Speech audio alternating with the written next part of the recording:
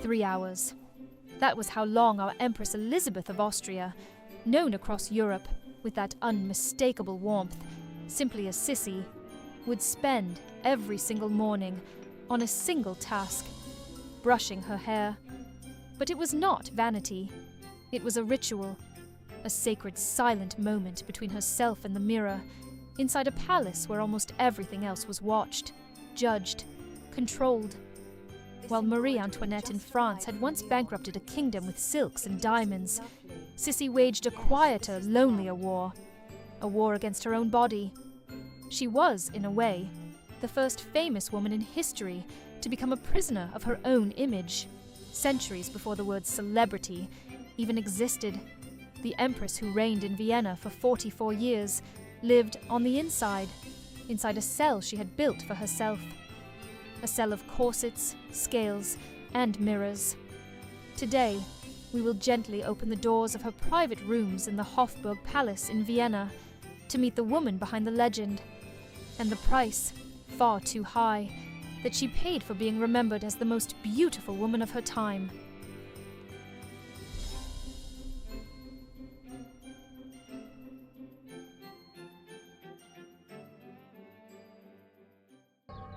Vienna, in 1854, the Habsburg court was the most rigid in Europe.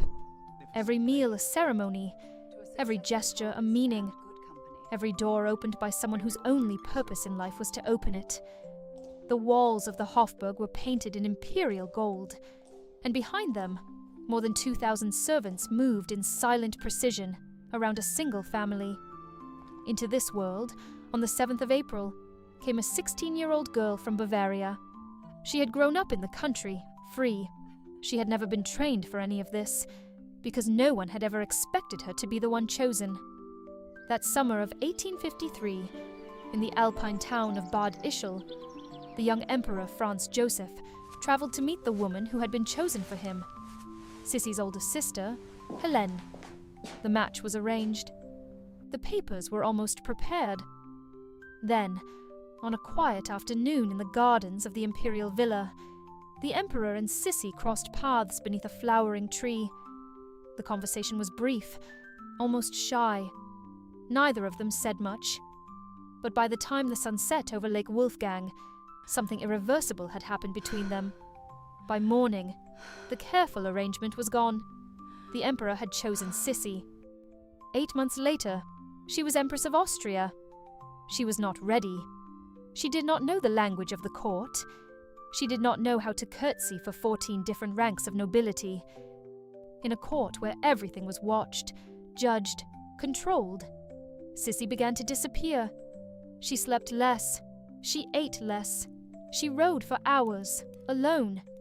And slowly, she discovered the only thing in this whole golden cage that still belonged to her own body. And of all the parts of that body, one demanded more than any other. Sissi's hair fell all the way to her ankles. It was so dense, so heavy, that it gave her constant migraines, the kind of headache that throbs behind the eyes and never quite goes away. And still, with all her strength, she refused to cut it. To bear the weight during the day, wide silk ribbons were braided gently along the base of her skull, distributing the load. At night, she slept with her hair loose across an embroidered pillow, a fresh pillow each evening, because she could not stand the smell of the cloth after a single night. The woman who cared for that hair was Fanny Angerer, a hairdresser Sissi had discovered, almost by accident, at the Burg Theatre in Vienna. Fanny had one daily mission, and one rule that could never be broken. Every single hair that fell into the brush during those 3 hours had to be presented to the Empress in a small silver bowl, and Sissi would count them, in silence with her eyes. If there were too many, her heart would tighten, and everyone in the court would know. The ladies-in-waiting would exchange discreet glances. Afternoon engagements would quietly be cancelled. The shadow of a single hair could change the entire mood of an empire. Every 3 weeks, the hair was washed in a ritual that took an entire day. A mixture of French cognac and raw egg yolks, applied lock by lock, left in for hours, rinsed with distilled flower water. After that, it had to dry in the open air. And because Sissi could never stay still for long, she would walk slowly through the palace gardens with her wet hair. But while the world outside admired that golden cascade, Sissi used those 3 hours for something only hers. She studied Hungarian, ancient and modern Greek, learned Heine by heart. She wrote, in secret, more than 350 pages of poetry. Vanity was her shield, her hair, her armor, and those 3 hours, perhaps, the only piece of the day that truly belonged to her. But the hair was only the beginning. Behind it lived something heavier, something that, in her century, had no name. What Sissi suffered with the language of modern medicine, we would today call an eating disorder.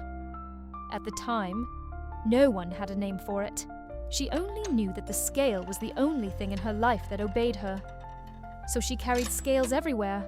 She weighed herself 3 times a day, always alone. The numbers were written down in a small private notebook that no one, not even the emperor, was allowed to see. In an age when the women of European nobility celebrated curves as a sign of health and motherhood, Sissi went the opposite way. Her waist became something contemporaries described with disbelief, a waist that, by the standards of her time, defied biology. Some weeks she would barely eat, some days only a small cup of dark broth so concentrated that it took an entire kitchen most of the day to make, and she did not stop at food. She was one of the first women of European royalty to install a complete gymnasium inside her own private chambers. She walked sometimes for hours, sometimes for an entire day, until her ladies-in-waiting had to be rotated in shifts, because none of them could keep up. She rode horses with the finest equestrians of Hungary, all of this in a body that, by every measurable sign, was starving. Her doctors began to write about her in private letters, of the fainting spells, the bruises that did not heal, the blue tint that appeared on her lips in winter, a pulse that grew softer year by year. They wrote in careful language, because Sissi was the empress, and the empress could not be ill, and no one knew how to help her. The mirror was no longer a mirror. It was a court that judged her every day, and she was the only judge in it. In the photographs that survive of her, even the ones taken on days that should have been happy, Sissi never smiles. She had decided somewhere along the way that her face could not afford to, that nothing in her body could ever rest, ever soften, ever let go. The skin that Europe envied, Sissi guarded with rituals as elaborate as anything she had ever known. Every night, her ladies-in-waiting laid thin slices of raw veal across her face, held in place by a leather mask shaped exactly to her features. The slices were changed gently through the night, a chambermaid sleeping on a small couch beside her bed, waking softly for each shift. But Sissi was no longer interested only in being kept beautiful. By her late 30s, she had begun to build something almost no other empress in history had built, a life of her own. She had her own private steam yacht, the Miramar, and she sailed it across the Mediterranean, to Madeira, to Algiers, to the Greek island of Corfu, where she ordered the construction of a small white palace overlooking the sea, filled with statues and mythology. She walked the markets of Greek islands in plain sandals, with her hair tied in a simple cotton ribbon. She drank coffee with strangers who did not always know she was an empress. She studied ancient Greek for 10 years, until she could read Homer in the original, for no reason at all, except that she wanted to. She befriended actresses.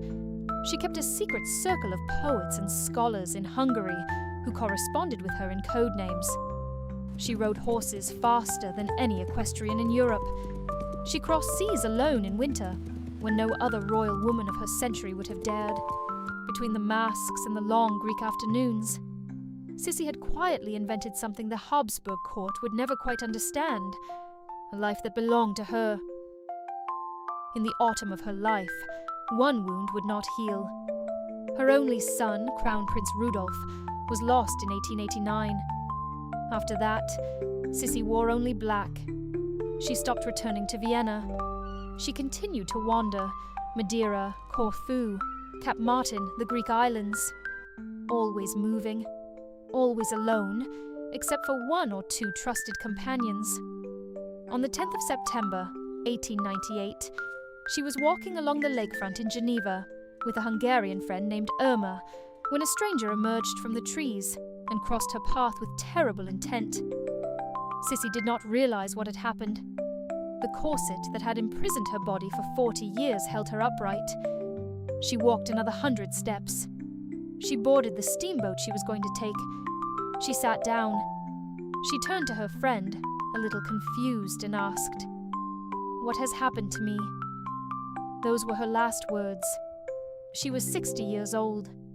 Years after her death, in a quiet drawer of the Akaleon in Corfu, more than 300 pages of unsigned poetry were discovered. They had been hers all along.